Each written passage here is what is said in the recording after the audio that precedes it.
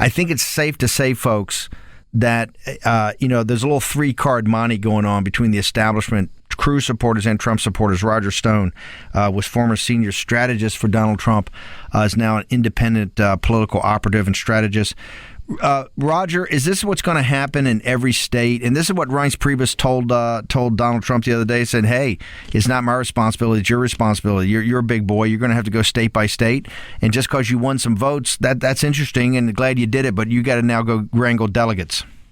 Yeah, there's an entire secondary process here. And what's happening is that the Bush, Romney, Reince faction of the party, using Ted Cruz as their temporary front man, is going to keep nibbling at the edges. They really have no regard for democracy or how the voters voted. You're going to see this in Colorado. You're going to see it in Wyoming. You're going to see it in Arizona coming up, where they're nibbling at the edges, stealing a delegate here, stealing a delegate there, in an attempt to back Donald Trump off the magic 1237. This is the big steal that I have written about 3 or 4 times for Breitbart, pieces I'm very proud of. If you want to know how they're going to do it, just go to the Breitbart archive. It's all there. Yeah, we're going to bring those up for a wash, rinse, and repeat today. But why are you blaming Ted Cruz? I mean, Ted Cruz is in there fighting. And by the way, he's got a professional group of guys in there punching out, trying to get as many delegates as possible. That's what he's supposed to do, right? This is kind of a Darwinian environment, right? You're a big believer. You're a capitalist. You're a big believer in efficient markets. Isn't it just an efficient market?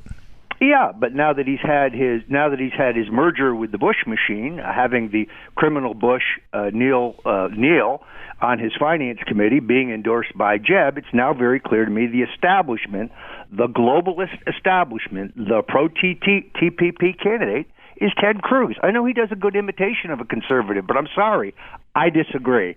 I look at his lineage. I look at where he's been. He is now the establishment candidate. Trump is right. John Kasich is not embraced by the establishment. Ted Cruz is now the candidate of the status quo.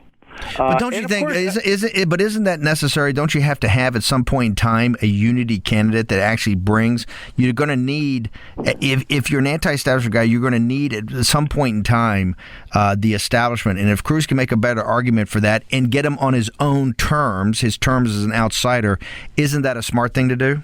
Well, but the Trump voters, Democrats, independents, millennials, libertarians, people who would never show up at a Republican meeting prior to this, they won't vote for Ted Cruz. You lose that constituency. I don't think they'll vote for any establishment Republican candidate, in all honesty. So, will they vote for a conservative candidate that's been smart? Let me flip it a different way. Take this conversation, because I've been meaning to get to you for a while, because I respect your opinion so much as a pretty hard-nosed guy. Donald Trump's basic pitch is, I'm an enormous success in the real world, not in the political world, but in the real world. And one of the reasons I'm a success is I'm smart. I know how to think through a process and win, and then not just win, but achieve great things and create tremendous value. And I also do that by hiring the best people. Now you look at his, and so all of that is interesting, and you see it has definitely happened in his professional life, but then you see in his political life, because he is running for a political office, and you're sitting here with a candidate that has been number one in the polls since June, 17th, 18th, when he came down the escalator. And here we are before the Wisconsin primary. And tomorrow, if Ted Cruz wins to the degree that at least Fox Business and the Marquette Law School polls are showing, 5 to 10 points, you could have a reset on this campaign. And you look at New York Magazine's got a cover story out this morning by Gabe Sherman that has done a real kind of inside. He's interviewed all these guys. He's done an assessment. And I'm not saying they're not wonderful people, because I do happen to know these people. I know some of them quite well.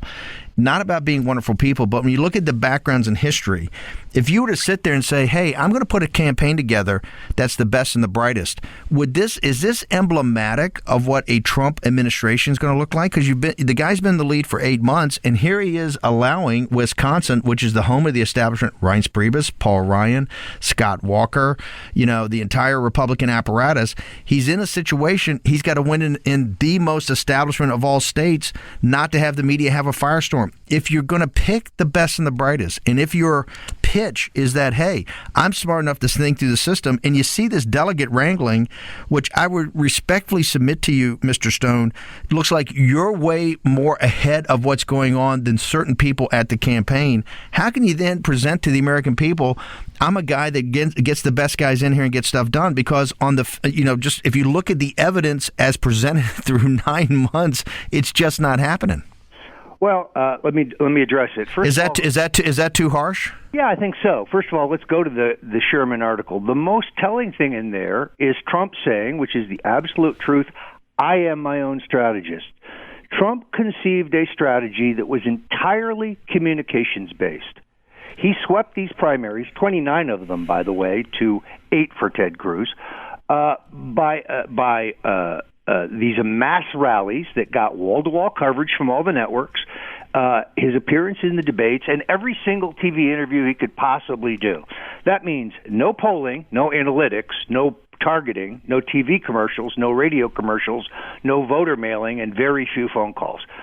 The only one who thought that. Roger, I understand. Hang on, I understand. Roger, hang on. Roger, hang on. I understand that. I understand the strategy was brilliant. However, and you're a political operative, if you'd had even a modicum of an apparatus, you could have closed this thing out 2 months ago and focused on Hillary Clinton. Here, you're in a situation that if you do win with this kind of Stalingrad, this march to Moscow that's going to be Cleveland, you literally have 100 days to focus on Hillary Clinton. You've put yourself in a terrible position to have to win. Why wasn't this thing closed out 2 months ago? Because the Republican establishment will never throw in the towel, and it was never going to end in March. Roger, I've known you a long time, and I've never heard you whine or make an excuse. You're a tough hombre. Do you honestly believe that? That's the Republican establishment. The Republican establishment stopped Donald Trump from winning this thing. Will never roll over, and therefore you're now shifting to a different phase in the campaign. You're right. They need to do things differently. They've got to reach. What do they need to do differently? Well, I think they need to crack down and understand the process and have a strategy in each one of these individual states. They have brought on the best convention manager in the country, my ex-partner Paul Manafort. He is enormously skilled and talented. They need to let him do what he does, and I think they can get to their 1237 number. And then they can go fight in rules and credentials where they're still going to try to steal it from him, in my opinion. You do believe, we got a minute left, you do believe, and people look to your judgment of this, you do believe that there's a path to 1237, even if he loses Wisconsin tomorrow night? He will lose Wisconsin. The question is, will he come out of Wisconsin empty-handed, or will he win some delegates? I'd flip it around. Ted Cruz must win Wisconsin.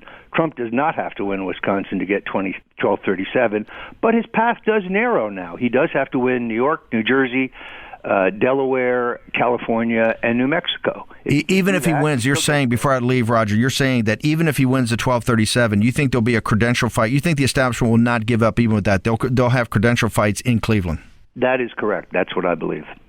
Roger Stone, former chief strategist for Donald Trump, now an independent political operative and a strategist, and one, I think, a voice that people look to in this primary process. Roger, thank you so much for coming on Breitbart News Daily. Really appreciate it. Great to be with you. Roger Stone.